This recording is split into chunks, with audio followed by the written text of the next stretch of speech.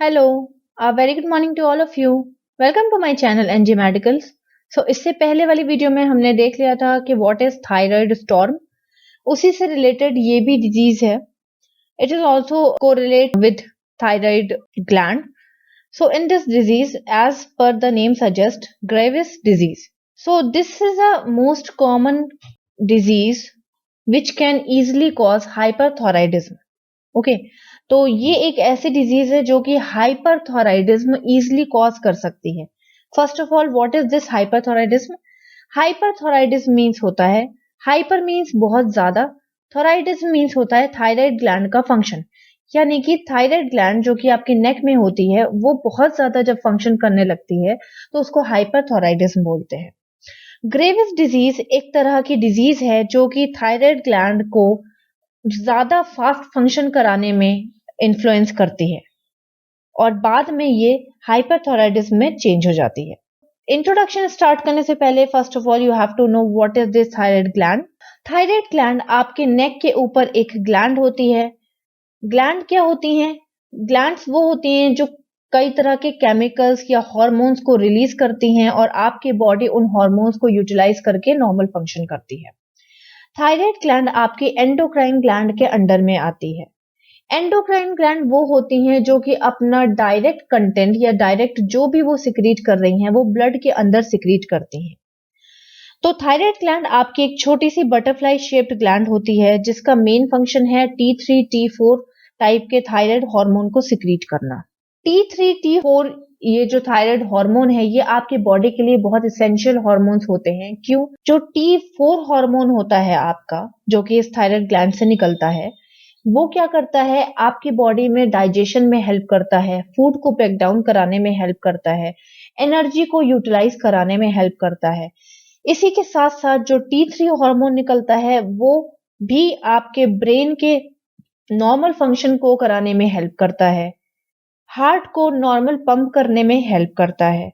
तो इस तरह से आपके T3 T4 बहुत इंपॉर्टेंट फंक्शन करते हैं आपके बॉडी के लिए क्योंकि ब्रेन और हार्ट हमारे वाइटल ऑर्गन है हमारी बॉडी के. इसके साथ साथ प्रॉब्लम कहाँ पे आती है ग्रेवियस डिजीज में?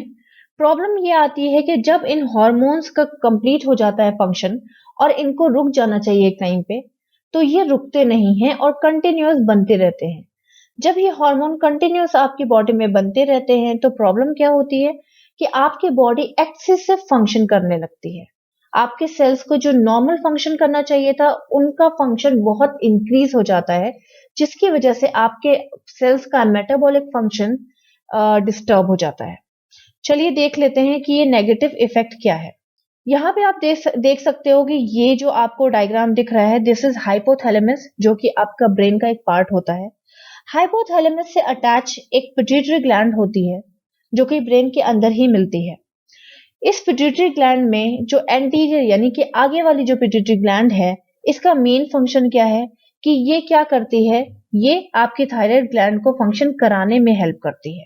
तो सबसे पहले जब आपकी बॉडी को डाइजेशन करने की नीड हुई, आपके हार्ट को पंप करने की नीड हुई, वो तो ऑलवेज रहती है, आपके ब्रेन को एनर्जी की नीड हुई, आपके सेल्स को एनर्जी की नीड हुई तो क्या हुआ, आपके हाइपोथैलेमस ने TRH निकाल दिया.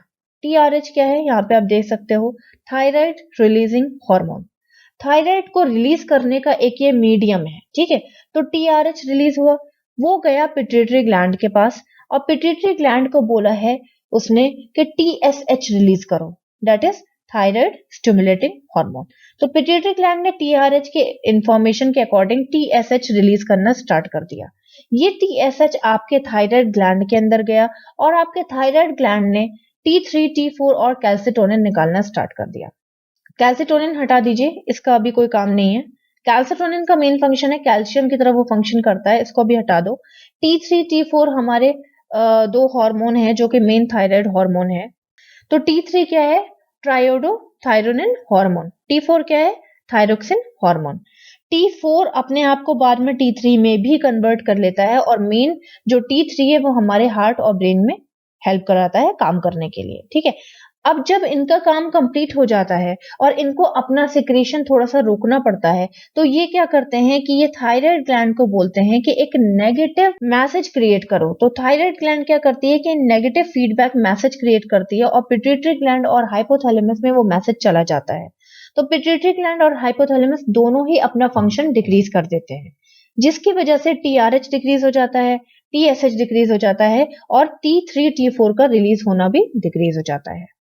ग्रेवियस डिजीज में प्रॉब्लम यही आती है कि ये जो नेगेटिव इफेक्ट है वो डिले हो जाएगा, नहीं तो वो कंप्लीटली फॉलो नहीं हो पाएगा।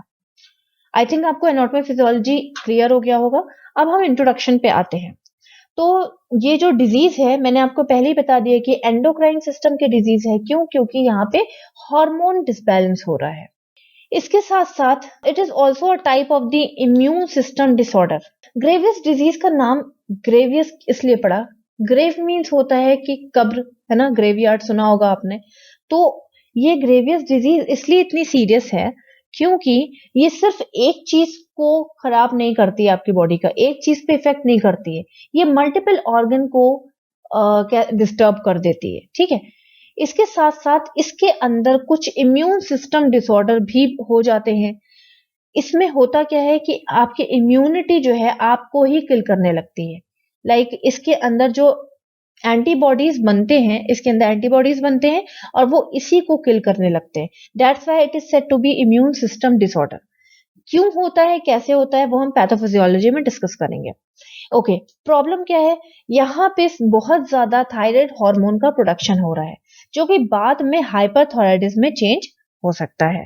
ठीक है, जिसका रिजल्ट क्या है कि कोई ना कोई प्रॉब्लम ऐसी आ रही है जिसकी वजह से इम्यून सिस्टम जो है वो अपनी ही ग्लैंड पे अटैक कर रहा है।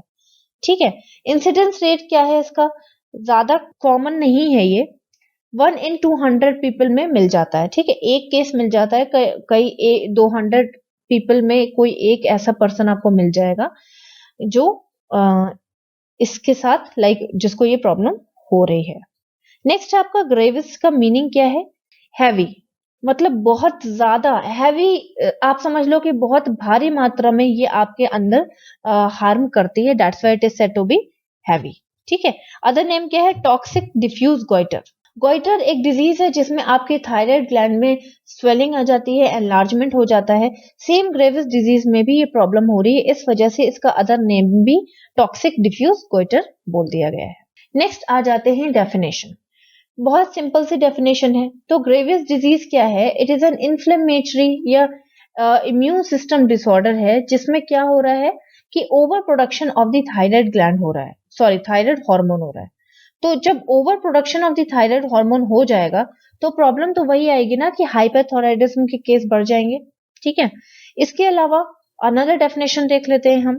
दूसरी डेफिनेशन क्या है, it is an auto immune disorder या disease of the unknown aetiology. देखो, वैसे तो हमें ग्रेवियस डिजीज की इटियोलॉजी पता है, लेकिन ऑटो इम्यून क्यों डिजीज है ये, इसकी इटियोलॉजी अभी तक क्लियर नहीं हुई है, इस पे रिसर्च चल रही है। ऑटो इम्यून डिजीज क्या होती है, जब हमारा ही इम्यून सिस्टम हमारे ही ऑर्गन पे अटैक कर देता है उसको हम ऑटो इम्यून डिजीज बोलते हैं। ठीक है, तो ये एक तरह की ऑटो इम्यून डिजीज है। मैंने आपको बता दिया कि इसके अंदर जो एंटीबॉडीज बनती हैं वो इसी को किल करने लगती हैं। ठीक है, इटियोलॉजी नहीं पता है, कॉजेज नहीं पता है। ठीक, जिसमें प्रॉब्लम क्या हो रही है कि जब इसमें इंजरी होने लगती है तो इसके अंदर स्वेलिंग आ जाती है जिसको हमने थायराइड एनलार्जमेंट बोल दिया है, और इसके साथ साथ एक्सेसिव हार्मोन सिक्रीशन भी होता है। कौन सा हार्मोन, T3 और T4। नेक्स्ट है इटियोलॉजिकल फैक्टर्स। तो फर्स्ट है आपका insufficient iodine supply. First of all, iodine का मेन फंक्शन क्या है कि आयोडीन आपके अंदर क्या करता है कि आपके जो थायराइड हार्मोन्स हैं उनको यूटिलाइज कराने में हेल्प करता है। अगर इनसफिशिएंट आयोडीन सप्लाई होगा तो आयोडीन डिक्रीज हो जाएगा, जिसकी वजह से जो हमारी ग्लैंड है उसके अंदर स्वेलिंग आ जाएगी। एक्चुअली आयोडीन इसको हेल्दी रखने में भी हेल्प करता है, तो जब इसको आयोडीन नहीं मिलेगा तो इसके अंदर स्वेलिंग आ जाएगी। स्वेलिंग के साथ साथ इसके अंदर इन्फेक्शन होने के चांसेस भी बढ़ जाएंगे। जब इसके अंदर इन्फेक्शन हो जाएगा तो प्रॉब्लम क्या होगी कि इसके अंदर एंटीबॉडीज बनना स्टार्ट हो जाएंगी, और वो उस इन्फेक्शन को किल करने के चक्कर में जो सेल्स इंजर्ड हुए होंगे उन सेल्स को भी किल करना स्टार्ट कर देगी। और इसकी वजह से क्या होगा, जो नेगेटिव फीडबैक जाना चाहिए था वो नॉर्मली ना जा करके डिस्टर्ब हो जाएगा। ठीक है, नेक्स्ट है आपका जेनेटिक फैक्टर्स। तो जीन में भी प्रॉब्लम हुई होगी, हो सकता है कि फैमिली हिस्ट्री हो ग्रेवियस डिजीज की, जिस वजह से आपको भी हो गया। नेक्स्ट है आपका इन्फेक्शन।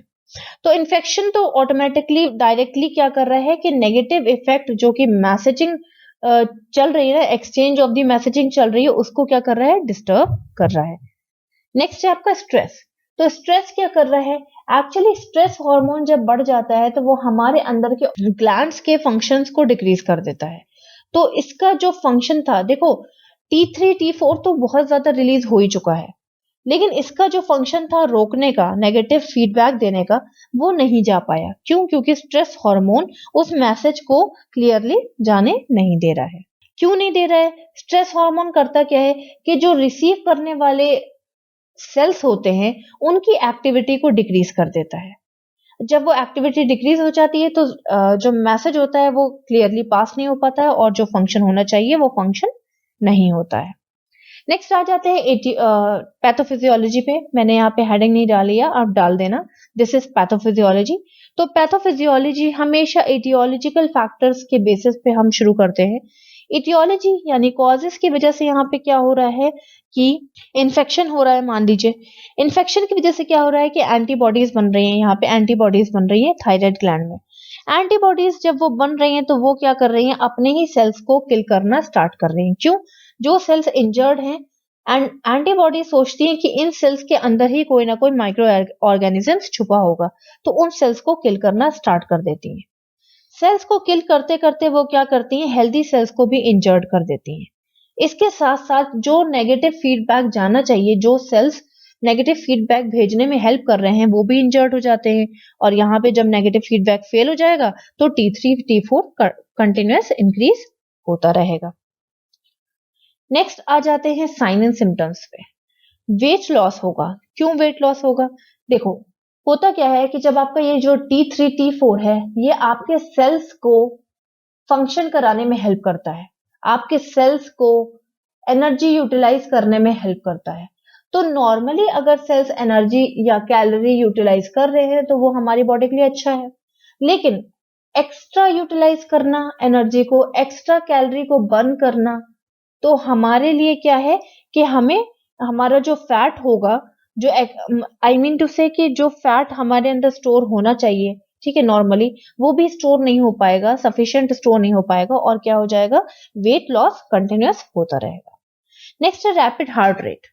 तो जब एनर्जी बहुत ज्यादा फॉर्म में बन रही है, बहुत ज्यादा एनर्जी बन रही है, क्यों? क्योंकि सेल्स बहुत फास्ट काम कर रहे हैं। जितना वो फास्ट काम करेंगे उतना ही वो आपके अंदर हीट प्रोड्यूस करेंगे और उतना ही वो एनर्जी को क्या करेंगे, यूटिलाइज कराएंगे। ठीक है, तो जब एनर्जी ज्यादा बनाएंगे तो हमारे मसल्स ज्यादा एनर्जी लेंगे, तो हार्ट मसल्स जब एनर्जी ज्यादा ले लेगा तो वो जल्दी जल्दी पंप करने लगेगा। जब वो जल्दी जल्दी पंप करने लगेगा तो हार्ट रेट आपकी रैपिड यानी तेज हो जाएगी। नेक्स्ट है आपका एंजाइटी।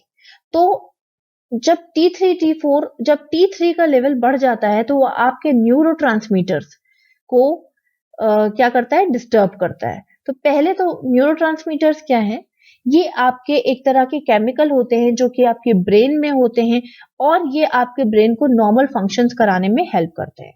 लेकिन जब न्यूरोट्रांसमीटर्स डिस्टर्ब हो जाएंगे तो आपको डिप्रेशन, एंजाइटी, स्ट्रेस, इस टाइप की प्रॉब्लम्स क्रिएट होने लगेंगी। नेक्स्ट है आपका फीलिंग हॉट। तो मैंने आपको पहले ही बता दिया कि सेल्स जो है बहुत फास्ट काम कर रहे हैं।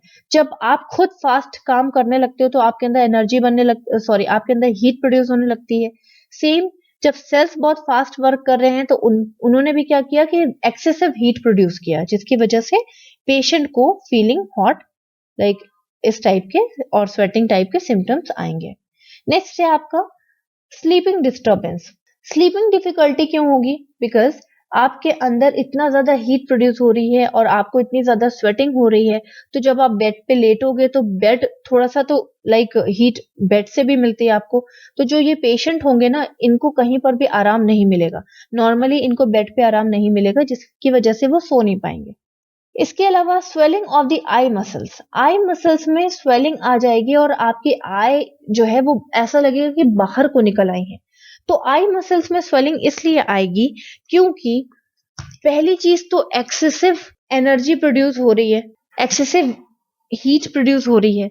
साथ ही साथ आई मसल्स जो होते हैं वो काफी सॉफ्ट होते हैं, सेंसिटिव होते हैं। तो जब उनको बहुत ज्यादा थायराइड हार्मोन का एक्सपोजर मिलता है तो उनके अंदर स्वेलिंग आ जाती है। नेक्स्ट है आपका feeling nervous and not able to control emotions. तो सिंपली जब आप एंशियस हो चुके हो, जब आप डिप्रेस्ड हो चुके हो, तो आप अपनी नर्वसनेस को हैंडल नहीं कर पाओगे और एक टाइम ऐसा आएगा कि the patient will cry. Next है ट्रेम्बलिंग हैंड। ट्रेम्बलिंग मीन्स होता है shaking of the hands like that. जब एनर्जी बहुत ज्यादा इंक्रीज हो रही है, आपके मसल्स बहुत ज्यादा एनर्जी ले रहे हैं, तब क्या हो रहा है कि हैंड में शेकिंग हो रही है due to the excessive energy production. Next आ जाते हैं डायग्नोस्टिक इवैल्यूएशन। सबसे पहले एज ऑलवेज हमें हिस्ट्री कलेक्शन करना है। तो हिस्ट्री कलेक्शन में सबसे पहले आप फैमिली हिस्ट्री पूछोगे। मे बी फैमिली में ये डिजीज किसी को हुई होगी। क्यों? क्योंकि हमारे पास हमने कॉजेज में क्या देखा था कि जेनेटिक प्रॉब्लम की वजह से भी ये disease from your ancestors to you pass हो सकती है। इसके साथ साथ आपको पूछना है कि क्या थायराइड ग्लैंड का कोई ट्रीटमेंट चल रहा है, या हो सकता है कि कैंसर हो थायराइड ग्लैंड में, या कोई कह सकते हैं कि प्रीवियस सर्जरी हुई हो, या कुछ भी ऐसी प्रॉब्लम हुई हो जिसकी वजह से ट्रीटमेंट चल रहा हो और नेगेटिव इफेक्ट जो है वो फेल हो रहा हो। नेक्स्ट है मे बी उनके लाइफ में कोई बहुत एक्सेसिव स्ट्रेस हुआ हो, किसी की डेथ हुई हो, तो ये सारी चीजें आप उनसे हिस्ट्री कलेक्शन में पूछ सकते हो। नेक्स्ट है आपका फिजिकल एग्जामिनेशन।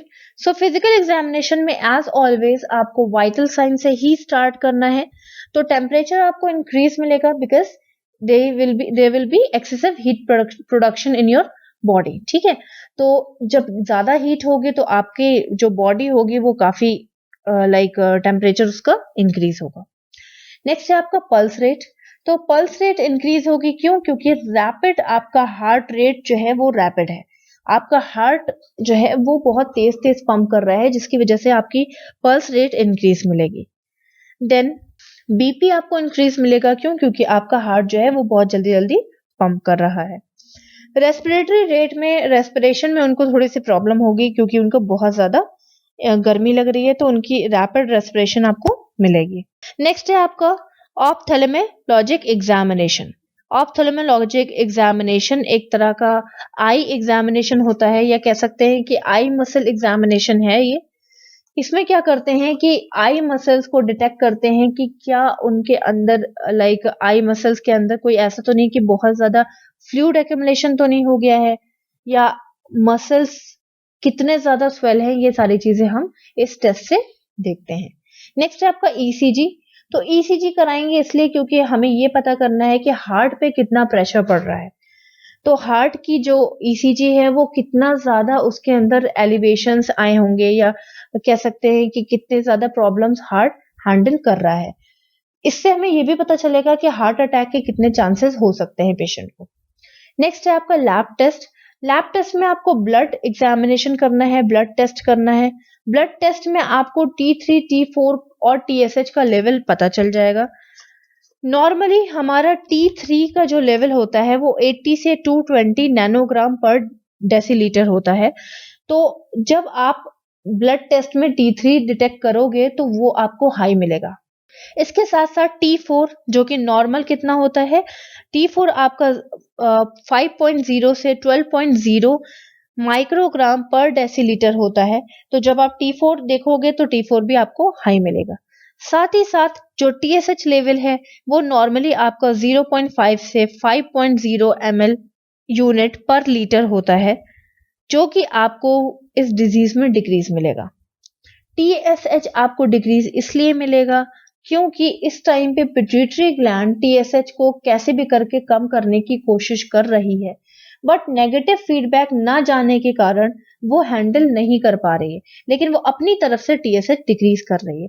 तो आपको कहीं ना कहीं TSH डिक्रीज मिलेगा, बट T3, T4 आपको हाई मिलेगा। नेक्स्ट आ जाते हैं मेडिकल मैनेजमेंट। तो मेडिकल मैनेजमेंट में आपको एंटी थायराइड ड्रग्स लेने हैं। For example propylthiouracil. तो it helps to decrease the synthesis of the thyroid hormone. Thyroid hormone के सिंथेसिस को डिक्रीज करने में ये हेल्प करती है और एक तरह से ये कह सकते हैं कि प्रिवेंट करती है हाइपरथायराइडिज्म से। इसके साथ साथ मेथमाजोल भी सेम फंक्शन करती है। ये थायराइड हार्मोन्स को डिक्रीज करती है, प्लस जो रिलीज हो चुके हैं थायराइड हार्मोन उनका इफेक्ट भी कम करती है। नेक्स्ट है आपका आयोडीन। तो आयोडीन डिफिशियंसी हो रही थी जिसकी वजह से आपकी थायराइड ग्लैंड जो थी वो क्या हो रही थी, स्वेल हो रही थी, और स्वेल होने की वजह से क्या हो रहा था, उसके अंदर इन्फ्लेमेशन और इन्फेक्शन भी हो रहा था, जिसकी वजह से उसके अंदर की एंटीबॉडीज इंक्रीज हो रही थी और वो थायराइड ग्लैंड को ही किल कर रही थी। तो एंटीबॉडीज को इंक्रीज नहीं होने देना है। क्यों? क्योंकि अगर एंटीबॉडीज इंक्रीज हो जाएंगी तो वो क्या करेंगी, थायराइड ग्लैंड को ही इंजर्ड कर देंगी। देन हमें थायराइड को ग्लैंड को पूरी तरह से सर्जरी के थ्रू बाहर निकालना पड़ेगा। तो इसके लिए हमें आयोडीन देना है। आयोडीन हम कैसे दे सकते हैं? रेडियो एक्टिव आयोडीन के थ्रू हम आयोडीन दे सकते हैं। ये एक तरह का कैप्सूल होता है रेडियो एक्टिव आयोडीन, जो कि ओरली दिया जाता है एज डॉक्टर्स प्रिस्क्रिप्शन, जैसा कि वो डोज बताएं, जितना टाइम बताएं, कब देना है, वो डॉक्टर्स के प्रिस्क्रिप्शन के बेसिस पे दिया जाता है। इसका मेन फंक्शन क्या है कि ये हमारे थायराइड ग्लैंड में जा करके जितने भी सेल्स हैं जो कि T3 T4 को प्रोड्यूस करने में हेल्प कर रहे हैं, उनके वर्क को सप्रेस करने में हेल्प करती है। इसके साथ साथ हम बीटा एड्रेनर्जिक ब्लॉकर्स दे सकते हैं। इसका एग्जांपल आप एटेनोलॉल ले सकते हो। तो एटेनोलॉल मेनली किस लिए होती है? बीपी को डिक्रीज करने के लिए होती है। इसके साथ साथ ये आपके हार्ट का या आपके कार्डियक का वर्कलोड भी डिक्रीज करेगी एंड हार्ट अटैक से प्रिवेंट करेगी। नेक्स्ट आ जाते हैं dietary and surgical management. Dietary और सर्जिकल मैनेजमेंट सेम आपको फॉलो करना है जो कि आपने हाइपरथायराइडिज्म यानी कि पिछले मेरे वीडियो में पढ़ा था। सेम मैनेजमेंट आपको फॉलो करना है। तो थायराइडेक्टमी क्या है? It is a removal of the part of the thyroid gland. ये 3 तरह के होते हैं। टोटल थायराइडेक्टमी जिसमें पूरी थायराइड ग्लैंड निकाल दी जाती है, सब टोटल जिसमें हाफ की हाफ निकाली जाती है, और थायराइड लोबेक्टमी जिसमें एक लोब यानी कि पार्शियल यानी हाफ थायराइड ग्लैंड निकाल दी जाती है। इसका मैंने डिस्क्रिप्शन मेरे हाइपरथायराइडिज्म के वीडियो में आपको मिल जाएगा। यहाँ पे आपको दिख भी रहा होगा, मैंने हाइपरथायराइडिज्म का वीडियो बना रखा हुआ है और मेरे एंड स्क्रीन पे भी आपको उसका कंप्लीट वीडियो मिल जाएगा। नेक्स्ट आ जाते हैं नर्सिंग मैनेजमेंट। पेशेंट को कूल एनवायरनमेंट प्रोवाइड करना है। ऑब्वियसली उसको बहुत हीट प्रोड्यूस हो रही है, उसकी नींद पूरी नहीं हो पा रही है, उसको कंफर्ट नहीं मिल रहा है ना। उसका जब आप सो नहीं पाते हो तो आपका स्ट्रेस लेवल हाई हो जाता है, और ऑलरेडी यहाँ पे स्ट्रेस लेवल की वजह से क्या हो रहा है कि ये ग्रेविस डिजीज एक्टिवेट हो रही है। तो हमें स्ट्रेस लेवल को कम करने के लिए उनको अच्छी स्लीप देनी है। अच्छी स्लीप के लिए उनको कूल एनवायरनमेंट देना है। कूल एनवायरनमेंट में आप मैट्रेस दे सकते हो, वाटर मैट्रेस आते हैं, कूल वाटर मैट्रेस आते हैं जिसमें कोल्ड वाटर फिल अप होता है, ठीक है, वो आप पेशेंट को दे सकते हो। वो कंफर्टेबली इसमें लेट सकता है, जब तक उसको डिस्कम्फर्ट ना हो वो तब तक उस पर लेट के एडजस्ट कर सकता है। स्ट्रेस को मिनिमाइज करना है, पेशेंट को हेल्थ एजुकेशन देनी है, पेशेंट को एक्सप्लेन करना है कि each and everything will be fine soon. Patient की फैमिली मेंबर्स को भी एक्सप्लेन करना है कि पेशेंट को डाइवर्जनल थेरेपी दे, चीजों को हैंडल करने में हेल्प कराए। ये सारी चीजें आपको करनी है। पेशेंट को टीच करना है कि किस तरह से आपको अपने लाइफस्टाइल चेंज करना है। Coffee, sweets, T, soft drinks वगैरह अवॉइड करनी है, क्योंकि ये सारी चीजें क्या करती हैं, ये सारी चीजें हाइपरथायराइडिज्म को इन्फ्लुएंस करने में हेल्प करती हैं और ये थायराइड हार्मोन्स को इंक्रीज करने में हेल्प करते हैं। Sudden onset of the fever और सोर थ्रोट से भी प्रिवेंट करना है। कभी कभी ये फीवर और सोर थ्रोट हो जाता है, तो इन सारी चीजों से पेशेंट को प्रिवेंट करना है। बाकी आपको एनालाइज करना है कि ड्रग्स की वजह से पेशेंट को कोई एलर्जिक रिएक्शंस ना हो। अगर पेशेंट की सर्जरी हुई है तो उस सर्जरी के बाद जितना भी ट्रीटमेंट होता है, जितना भी कह सकते हैं कि उनका केयर होनी चाहिए, वो सारी केयर आपको टाइम टू टाइम प्रोवाइड करनी है। नेक्स्ट आ जाते हैं प्रिवेंशन। तो इसका स्पेसिफिक प्रिवेंशन तो कुछ नहीं है, बस आप क्या कर सकते हो, डाइट प्लान पे ध्यान दे सकते हो, चीजों को अवॉइड कर सकते हो। ट्रीटमेंट जो चल रहा है उसको पर्टिकुलर ट्रीटमेंट को आप सीरियसली लो, फॉलो अप केयर करो एंड उस ट्रीटमेंट को टाइमली फॉलो करो। नेक्स्ट है आपका कॉम्प्लिकेशंस। कॉम्प्लिकेशंस में आपका एक्सोपैथोलोम हो सकता है। So exophthalmos bulging of the eye ball कह सकते हैं इसको, bulging of the eye ball को एक्सोपैथोलोम बोलते हैं। तो जब आपका थायराइड ग्लैंड का फंक्शन डिक्रीज नहीं होगा और T3 T4 कंटिन्यूस बढ़ते रहेंगे तो सबसे ज्यादा इफेक्ट आई पे आएगा। हार्ट डिजीज हो सकती है, हार्ट अटैक आ सकता है। क्यों? क्योंकि कंटिन्यूस हार्ट पे क्या हो रहा है, प्रेशर बढ़ रहा है और हार्ट आपका उसको मैनेज करने के लिए फास्ट बीट कर रहा है। नेक्स्ट थायराइड स्टॉर्म हो सकता है। तो thyroid storm is composed of the many symptoms, जैसे कि आपको बहुत क्रोनिक डायरिया हो सकता है, ब्रेन में डैमेज हो सकता है, कोमा हो सकता है। ये सारी चीजें थायराइड स्टॉर्म में हो सकती हैं। थायरोटॉक्सिकोसिस। थायरोटॉक्सिकोसिस क्या है? It is a combination of the many symptoms like diarrhoea, extreme weight loss, excessive heat, फैटिक, weakness, anorexia और फीवर। ये सारी चीजें मिलके थायरोटॉक्सिकोसिस बनाती हैं। तो इन सारे कॉम्प्लिकेशन से हमें प्रिवेंट करना है। सारे कॉम्प्लिकेशन से हम तभी प्रिवेंट कर सकते हैं जब हम ट्रीटमेंट को सीरियसली लें। So this is all about the Graves disease. I think आपको क्लियर हुआ होगा। If you are having any doubt please ask me in comment box. Last and screen पे आप हाइपरथायराइडिज्म का वीडियो देख रहे हो तो प्लीज उस पर क्लिक करके मैनेजमेंट को कंप्लीट कर दो। मिलते हैं नेक्स्ट वीडियो में। Bye bye, take care and have a nice day.